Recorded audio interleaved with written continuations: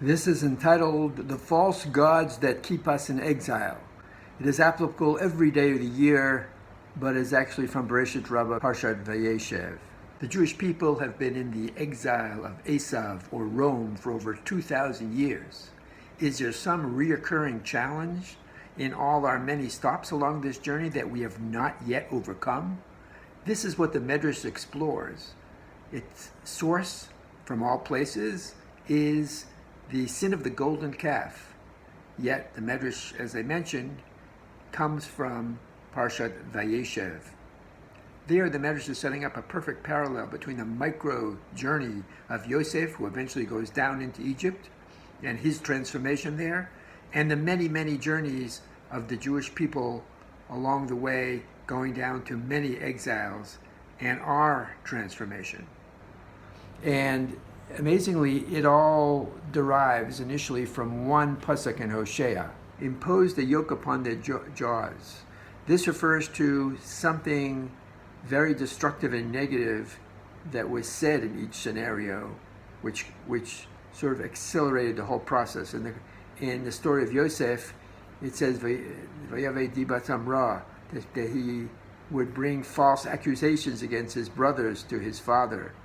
And this, of course, accentuated the jealousy and the hatred and led, again, to him being sold as a slave.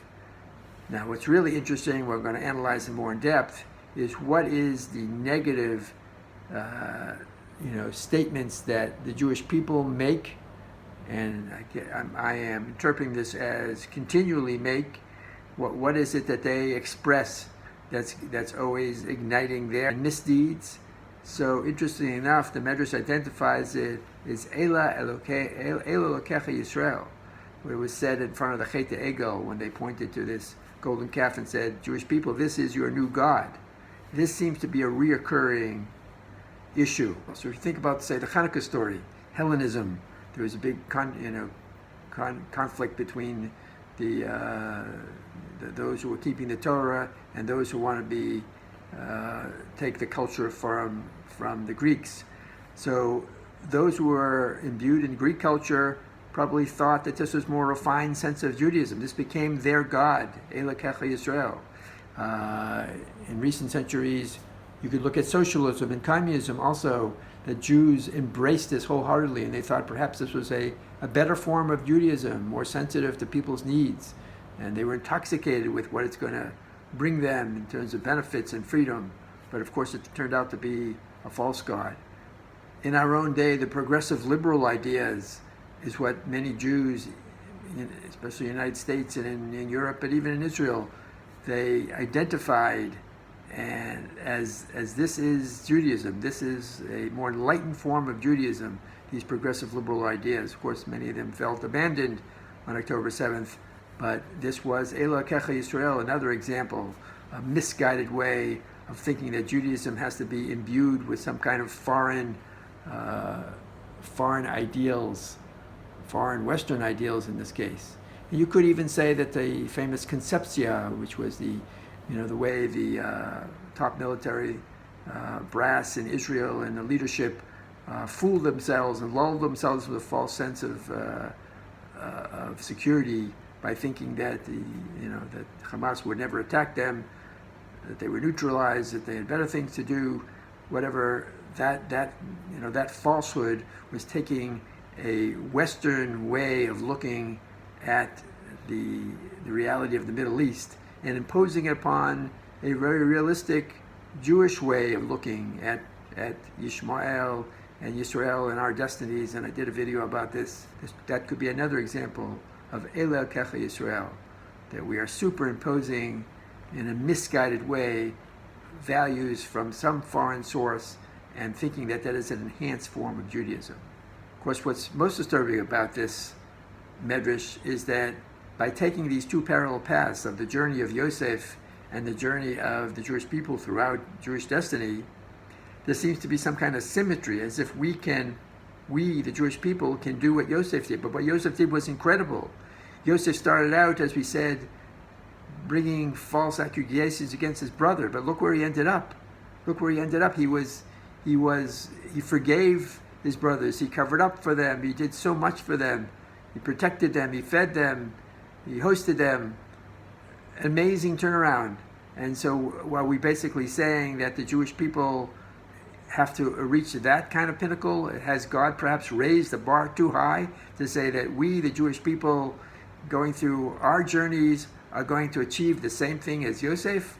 That seems almost, untenable.